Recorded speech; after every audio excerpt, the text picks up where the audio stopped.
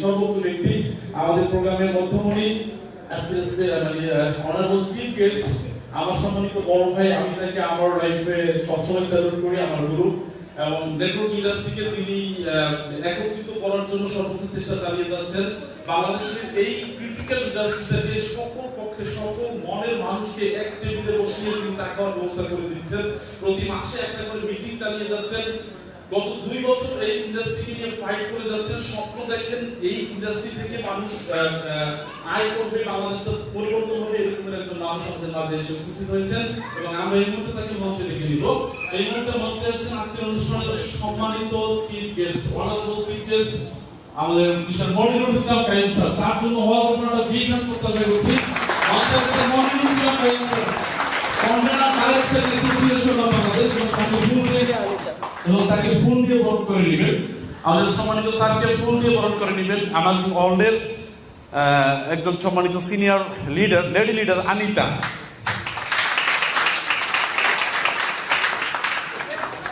তো এই মুহূর্তে আমরা স্যারের বক্তব্য শুনবো। ধন্যবাদ সবাইকে। আসসালামু আলাইকুম। সবাই তো অনেক টায়ার্ড মনে হয়, অনেকক্ষণ বক্তব্য শুনলেন, তাই না? আমি আজকে খুব সংক্ষিপ্তভাবে 4টা বিষয় নিয়ে আলোচনা করব। আমার 4টা বিষয় হচ্ছে sector, direct selling association of Bangladesh, স্বপ্ন ও এমার্জিং ওয়ার্ল্ড। এই 4টা বিষয় নিয়ে মূলত আলোচনা করব। কিন্তু আমার একটা পদক্ষেপ আছে, সেটা হচ্ছে যদি অডিয়েন্স থেকে আমি কোনো সাড়া না পাই তাহলে কথা বলতে পারি না। আসসালামু আলাইকুম। ওয়ালাইকুম আসসালাম। কেমন আছেন সবাই? আলহামদুলিল্লাহ। আমি কিন্তু ভালো নাই। আমি কেন ভালো নাই সেটা জানতে চাইলেন না? অবশ্যই বলেন। একটু কথা বলতে হবে, কথা না বলে কথা বলতে হবে। খুব সংক্ষিপ্ত সময় কথা বলে চলে যাবো আমি। খুব সংক্ষিপ্ত সময় আপনাদের সাথে কথা বলবো। আমি ভালো নাই কেন একটু পরে আসছি। আমি যখনই কোনো প্রোগ্রামে যাই, কোনো কোম্পানির প্রোগ্রামে বক্তব্য দিতে যাই, আমি কিন্তু একটু স্ট্রেট ফরওয়ার্ড কথা বলি এই সেক্টর নিয়ে। বক্তব্য দিতে আসার আগে কোম্পানির এমডি মহোদয় অথবা চেয়ারম্যান মহোদয় বলে দেয় আসলে বক্তব্যটা কি হবে বা কি ধরনের হবে, কারণ আমি কিন্তু একটু স্ট্রেট ফরওয়ার্ড এই সেক্টর নিয়ে কথা বলি। এই জন্যই ওনারা একটু ভয়ে থাকে। তো ভয়ের কোনো কারণ নাই। আমি এই 4টা বিষয়ে খুব সুন্দরভাবে আপনাদের কিছু দিক নির্দেশনা দিব। তো আজকে এমার্জিং ওয়ার্ল্ড আয়োজিত আজকের এই প্রোগ্রামে সম্মানিত ম্যানেজিং ডিরেক্টর জনাব আনিসুর রহমান উপস্থিত আছেন। আমার খুব স্নেহভাজন আমিনুল ইসলাম হৃদয় ভাই সহ আপনারা যারা উপস্থিত আছেন তাদের সবাইকে আন্তরিক শুভেচ্ছা ও অভিনন্দন জানাচ্ছি।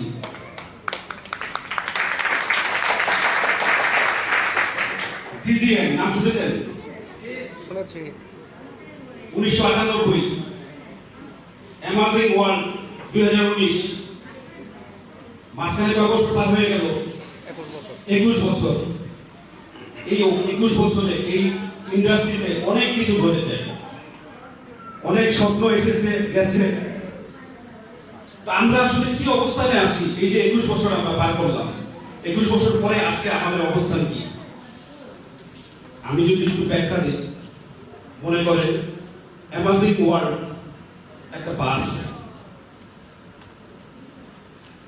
মনে করেন একটা খুব সুন্দর একটা বাস, এসিওয়ালা বাস, সিটগুলো খুব সুন্দর আছে, ড্রাইভার ভালো, খুব দক্ষ ড্রাইভার, লাইসেন্স আছে, সমস্ত কাগজপত্র আছে। বাট রাস্তাটা যদি ভালো না হয় তাহলে সেই বাসটা কি গন্তব্যে পৌঁছাবে? তো আমাদের সবার কি একটু দৃষ্টি দেওয়া উচিত না যে আসলে আমাদের রাস্তাটা কেমন, আমরা যে সেক্টরে আছি এই সেক্টরটা কেমন, কি দৃষ্টি দেওয়া উচিত? আমি বলতে চাচ্ছি এই বিগত 21 বছর এই ইন্ডাস্ট্রি চলছে। মনে করেন এমার্জিং ওয়ার্ল্ডের গন্তব্য হচ্ছে ঢাকা থেকে কক্সবাজার। এই রাস্তাটা একটু যদি বেকাতেরা হয় বা উঁচা নিচা হয় বা ট্রাফিক ব্যবস্থা ভালো না থাকে, যে কোনো সময় রাস্তার মাঝখানে গিয়ে বাসটা অ্যাক্সিডেন্ট হতে পারে, কি পারে না? তো আমরা কিন্তু সেই রাস্তাটাকে ঠিক করার কন্টিনিউয়াস চেষ্টা করছি। সেই রাস্তাটাকে ঠিক করার তাগিদ দিয়েছি। একবার কিন্তু এই রাস্তাটা একবার কাজও হয়েছিল 2013 সালে, আপনারা হয়তো জানেন। আপনারা জানেন যে 2013 সালে আমাদের এই রাস্তাটার কাজ হয়েছিল। Yes. কাজটা কি দিয়ে হয়েছিল জানেন? আইন পাশের মাধ্যমে। কাজটা হয়েছিল বাঁশ দিয়ে, রডের বদলে। কি আপনারা কি বিশ্বাস করেন? প্লিজ একটু কথা বলবেন। কেন বাঁশ দিয়ে হয়েছিল এটা কি বলতে পারেন? বাঁশ দিয়ে হওয়ার কারণে কিন্তু আজকে রাস্তার অবস্থা একেবারেই খারাপ, বাঁশগুলো খুলে খুলে গেছে। আজকে কিন্তু এই রাস্তাটা রাস্তাটা একেবারে ঠিকই নাই। তার রাস্তা যেহেতু ঠিক নাই, গন্তব্যে পৌঁছানোটা কিন্তু খুব কষ্টকর একটা ব্যাপার। এটা কি আপনারা বুঝতে পারেন? আপনাদের কোম্পানি খুব ভালো, গভর্নমেন্ট যদি যে কোনো সময় কোম্পানিটাকে বন্ধ করে দেয়, আমি কিন্তু নেগেটিভ কিছু বলছি না, প্লিজ কোনো কথা নেগেটিভ ভাবে নেবেন না। আমরা এই জন্যই ডাক দিয়েছিলাম ডিরেক্ট সেলিং অ্যাসোসিয়েশন অফ বাংলাদেশে। বিগত 3 বছর আগ থেকে কাজ শুরু করেছিলাম এই ডিরেক্ট সেলিং অ্যাসোসিয়েশন নিয়ে। আপনারা দেখবেন যে প্রত্যেকটা সংস্থা একটা করে অ্যাসোসিয়েশন আছে। যারা তবলা বাজায় না, তবলা বাজায়, এদেরও একটা অ্যাসোসিয়েশন আছে। যদি অ্যাসোসিয়েশন বা কোনো সংস্থা না থাকে, তাহলে গভর্নমেন্টের সাথে এই সেক্টর নিয়ে লিয়াজু করবে কে বা কিভাবে? আজকে কিন্তু এই সেক্টরের কোনো গার্ডিয়ান নাই। আজকে কিন্তু এই সেক্টর নিয়ে গভর্নমেন্টের সাথে কোনো লিয়াজু করা যাচ্ছে না। তাই আমরা ডাক দিয়েছি ডিরেক্ট সেলিং অ্যাসোসিয়েশনের ব্যানারে যে আসেন, যে কোম্পানিগুলো আছেন সবাই এক হন। আলহামদুলিল্লাহ বেশ কিছু কোম্পানি আমাদের এক হয়েছিল, কিন্তু বাংলাদেশে যারা সর্বোচ্চ পর্যায়ে মোটামুটি লিড দিচ্ছে, যেমন বেশ কিছু কোম্পানি, আমি একটু স্টেপ ফরওয়ার্ডে কথা বলি, যেমন বাংলাদেশে কোম্পানিগুলো রয়ে গেছে আবার বাজার, এনএক্স ওয়ার্ল্ড, তারপর মডার্ন হার্বাল, পিএলস, ফরএভার, এই কোম্পানিগুলোকেও আমরা ডেকেছিলাম অ্যাসোসিয়েশনে আসার জন্য। তারা আমাদের মিশন ভীষণ জানতে চেয়েছে। এখন যদি বলি যে একটা ইন্ডাস্ট্রিতে 21 বছর পার হয়ে গেছে, কোনো অ্যাসোসিয়েশন এখন পর্যন্ত হয়নি, আমি ওনাদেরকে মিশন বলা উচিত আমাদের? না। প্লিজ কথা বলবেন। মিশন বলা উচিত? উইলিংলি আগে আসা উচিত না এখন এই সেক্টর, এই ইন্ডাস্ট্রিকে রক্ষার জন্য? কিন্তু তারা সেভাবে উইলিংলি এখন পর্যন্ত আগায় আসে নাই। তাই আমি এইসব কোম্পানির উদ্দেশ্যে বলতে চাই যে আপনারা যেহেতু 21 বছর হয়ে গেছে, আপনারা আগায় আসেন, প্রয়োজনে আপনারা দায়িত্ব নেন, আমরা দায়িত্ব ছেড়ে দিয়ে চলে যাব। আপনারা এই ইন্ডাস্ট্রিটাকে সফলভাবে গুছানোর জন্য, গভর্নমেন্টের সাথে কমিউনিকেশন করার জন্য এই অ্যাসোসিয়েশনটাকে দাঁড় করান। আসেন, আপনারা দায়িত্ব নেন। আর যদি আপনারা না আসেন, তাহলে বুঝবো আমরা যে আপনাদের ইন্টেনশন কি। মাঝখান থেকে দুর্নীতি করে আপনারা চলে যাবেন, তাহলে আপনাদের ইন্টেনশন এটাই। আমি স্পষ্ট ভাষায় বলে দিতে চাই, এইসব কোম্পানির এমডি এবং চেয়ারম্যান এবং যারা ম্যানেজমেন্টে আছেন, দুর্নীতি বহু হয়েছে, আর কোনো দুর্নীতি নয়। একটা ডিস্ট্রিবিউটরও আর কোনো দুর্নীতির কবলে পড়বে না এই সেক্টর থেকে। অন্তত আমি মনিরুল ইসলাম কাইয়ুম এই সেক্টরের হয়ে প্রত্যেকটা ডিস্ট্রিবিউটরের পাশে থাকবো, কাউকে ক্ষতিগ্রস্ত হতে দিব না।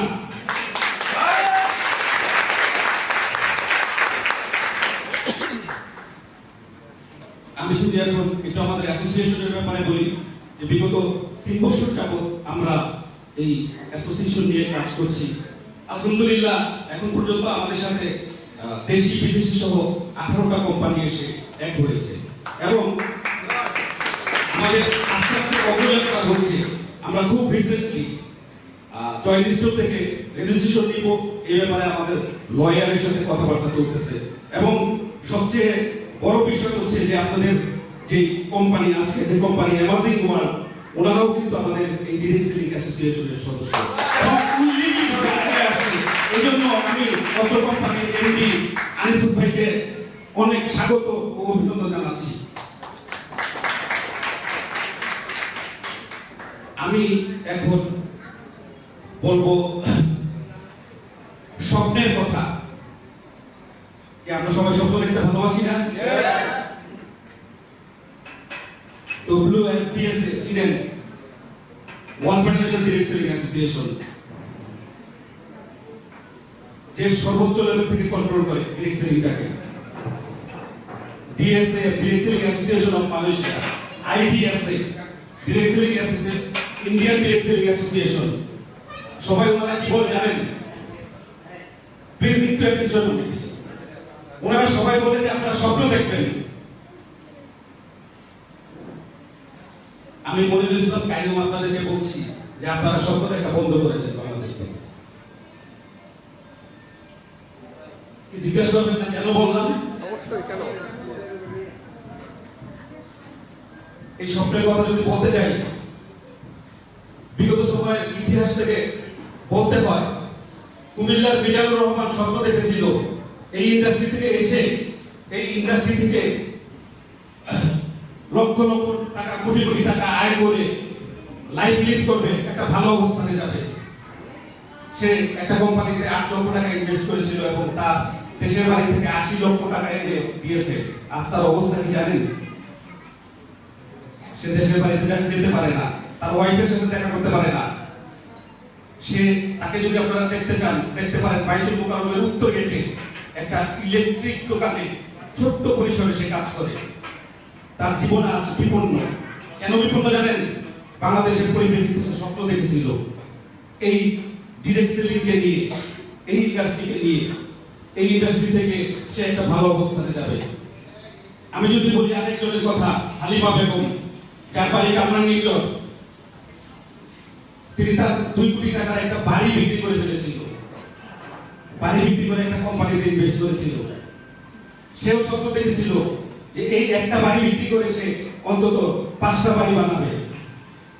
আজকে তার অবস্থান, সে শাড়ি বিক্রি করে পথে পথে। Very sad. এই স্বপ্নগুলো কিন্তু ভেঙে গেছে। আমরা কি এই ধরনের স্বপ্ন দেখার জন্য এই সেক্টর নিয়ে যুদ্ধ করে যাচ্ছি? আমি আপনাদের এমডি মহোদয়কে অনুরোধ করব যে আপনি 1 লক্ষ লোকের নয়, 50,000 লোকের নয়, 20,000 লোকের নয়, অন্তত প্রাথমিক অবস্থায় 1,000 লোকের কর্মসংস্থানের ব্যবস্থা করুন, যেখান থেকে 15 থেকে 20,000 টাকা তারা প্রতি মাসে আয় করতে পারবে।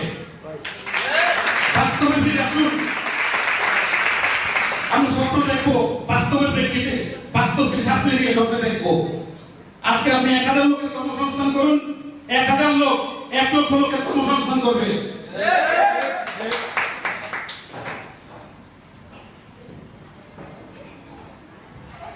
একটা ট্রেডিশনাল যে দোকান দিচ্ছে, যে একটা মুদির দোকানদার,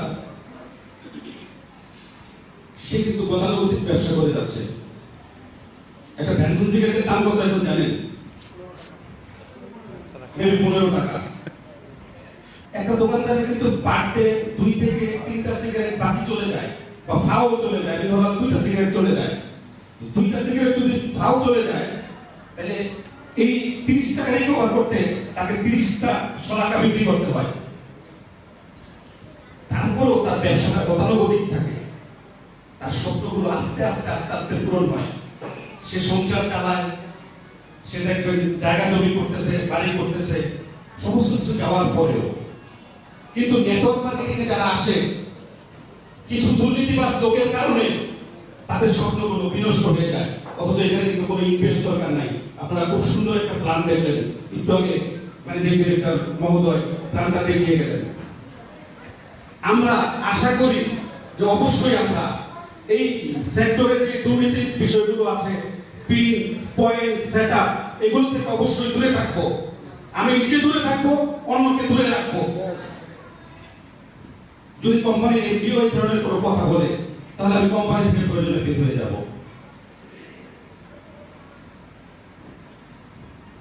রফিকুল আমিন সাহেব সবাই চিনেন। ওনার একটা প্রোগ্রামে দেখেছিলাম, উনি বলল যে আমি স্বপ্ন দেখতে পছন্দ করি, যারা স্বপ্ন শেয়ার করে আমি তাদেরকেও পছন্দ করি। কার প্রোগ্রামে বলেছিল জানেন? রাজীব মিত্র, চিনতে পারেন ওনাকে সবাই। ডায়মন্ড সেলিব্রেশন প্রোগ্রাম ছিল সেদিন। রাজীব মিত্র প্রায় 1 লক্ষর উপর লোককে স্বপ্ন দেখাইছিল, আজকে তাদের অবস্থা কি? সেই স্বপ্নটি পূরণ করতে পেরেছে? আমরা বাস্তব প্রেক্ষিতে স্বপ্ন দেখব। কি বলেন, আমরা বাস্তব প্রেক্ষিতে স্বপ্ন দেখতে পাই না? আমি খুব সংক্ষিপ্ত সময়ের মধ্যে শেষ করে দেব। যদি অ্যামাজিং ওয়ার্ল্ডের কথা বলি এখন, যেহেতু অ্যামাজিং ওয়ার্ল্ডে আসছি, অ্যামাজিং ওয়ার্ল্ডের দু একটা কথা বলতে হয়।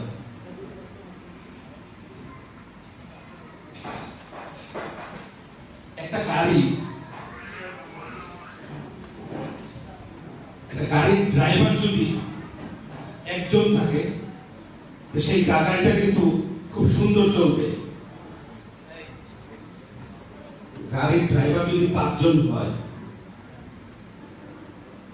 এবং ড্রাইভারের পাশে যদি আরো 4 জন বসে থাকে, মনে করেন গন্তব্য হচ্ছে ঢাকা থেকে চট্টগ্রাম,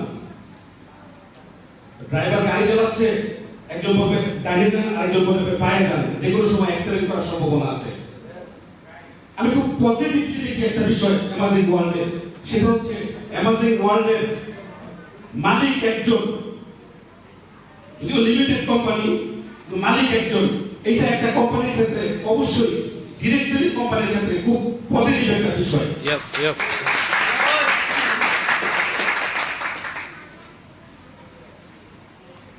আমার সাথে একটা লোক চলতো, নাম পারভেজ, চিনেন? ও তো এমন হৃদয় ভাই সম্ভবত চিনেন। জি জি। ওনার কাজ হচ্ছে কি, সকালে এক কোম্পানিতে যাবে, বিকালে আরেক কোম্পানিতে, কোন কোম্পানিতে নাস্তা করবে, কোন কোম্পানিতে দুপুরে লাঞ্চ করবে। রাত্রে যাওয়ার সময় কোন কোম্পানির এমডি থেকে 500 বা 1000 টাকা নিয়ে ঘরে ফিরবে। কিন্তু উনি কিন্তু মেধাবী লোক, উনি ইচ্ছা করলে এই ইন্ডাস্ট্রিতে কাজ করে ভালো টাকা ইনকাম করতে পারে, কিন্তু সেই মেন্টালিটিটা ওনার নাই। উনি ঠিক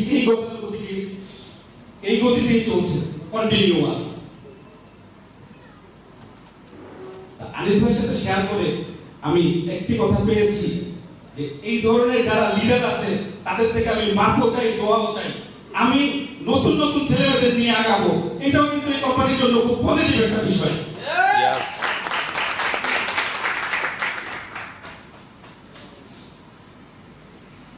আরেকটা পজিটিভ বিষয় আমি আপনাদের বলি। আমার সাথে একজন নেটওয়ার্ক আছে মহিলা, হাফিজা আফরোজ আপা, আমাদের হৃদয় ভাই ছিলেন। তো উনি লাইফটেক নামের একটা কোম্পানি শুরু করলো। শুরু করার পর মানে কোম্পানি সম্পর্কে যেভাবে ডিসক্রিপশন দিতেছিল, এই কোম্পানি তো বাংলাদেশের সবচেয়ে সেরা কোম্পানি। এই কোম্পানির অফিস হবে 4টা প্লেন একসাথে করে, আমরা প্লেন দিয়ে উড়বো, প্লেনের ভিতরে প্রোগ্রাম করব, আমাদের মিডিয়া থাকবে, এই থাকবে, সেই থাকবে, এমন কিছু নাই যে থাকবে না। ঠিক 1 মাস পরে দেখলাম হাফিজা ভাই ওই কোম্পানিতে নাই। আমাদের এই মেন্টালিটি থেকে বের হয়ে আসতে হবে। এই মেন্টালিটি থেকে যতদিন পর্যন্ত বের হয়ে না আসতে পারবো, ততদিন পর্যন্ত কোম্পানি নিয়ে এগোতে পারবো না। ঠিক যখন আপনাদের এমডি মহোদয় আমার সাথে দেখা করতে যায় বা একসাথে কথা বলি, ওনার এখানে আসি, তখন উনি একটা কথা বলেছিল যে আমি এই কোম্পানি নিয়ে টুক টুক টুক টুক করে আগাচ্ছি এবং নতুনদের নিয়ে আগাচ্ছি। এটাও এই কোম্পানির জন্য একটা পজিটিভ বিষয়।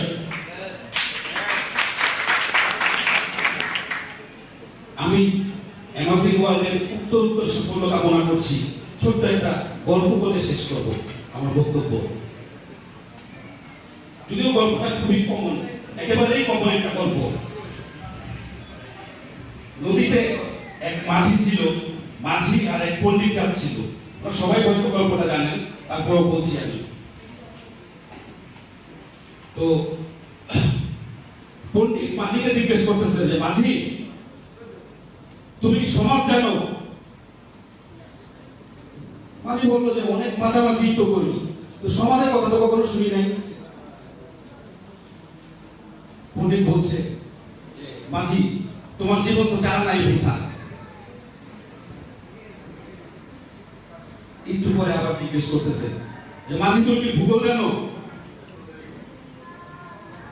অনেক গণিত তো দেখেছি, কিন্তু ভূগোল তো কখনো দেখিনি। তো মাঝি তোমার জীবন তো আটা নাই বৃথা। এবার মাঝিকে আবারও জিজ্ঞেস করছে, মাঝি তুমি কি ইতিহাস জানো? অনেক হাঁস দেখেছি, পাতি হাঁস দেখেছি, পাতি হাঁস দেখেছি, ইতিহাস তো কখনো দেখি নাই। মাঝি তোমার জীবন তো 12 নাই বৃথা। পূর্ব দিক থেকে ঝড় আসছে, আকাশ কালো হয়ে আসছে। এবার মাঝি জিজ্ঞেস করছে পণ্ডিতকে, পণ্ডিত মশাই আপনি কি সাঁতার জানেন? পণ্ডিত বলল, না আমি তো সাঁতার জানি না। পণ্ডিত মশাই আপনার জীবন তো 16 নাই বৃথা। পণ্ডিত মশাই মাঝিকে জিজ্ঞেস করছে, আচ্ছা তোমার বাবা কই? বাবা নাই। দাদা? দাদাও নাই। কি হয়েছে? এই নদীতে 2 ভাই তারা মারা গেছে। তুমি তো নির্লজ্জ, তোমার বাবা দাদা এই নদীতে 2 ভাই মারা গেছে, আবার তুমি এখানে নৌকা চালাইতে আসছো। মাঝি পণ্ডিতকে জিজ্ঞেস করতেছে, যদি মেঘটা থেমে যায়, পণ্ডিত সাহেব আপনি যাবেন কোথায়? আমার বাড়িতে। আপনার বাবা কই? আমার বাবা নাই। আপনার দাদা? দাদাও নাই। কোনরা কোথায় ছিল? আমার বাড়িতেই ছিল। আপনিও তো নির্লজ্জ, আপনি আমার সেই বাড়িতেই যাচ্ছেন।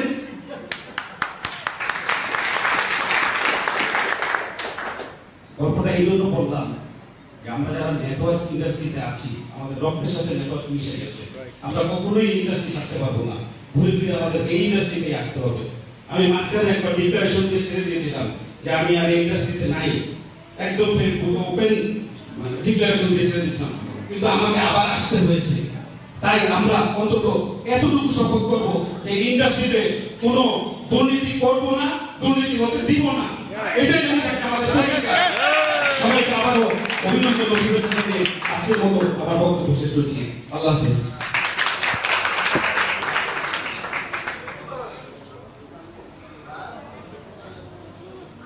অনেক অনেক ধন্যবাদ আমাদের সম্মানিত প্রধান অতিথি জনাব মোহাম্মদ ফখরুল ইসলাম কায়েম স্যারকে। তার জন্য একটি স্পেশাল থ্যাঙ্কস প্রকাশ করছি।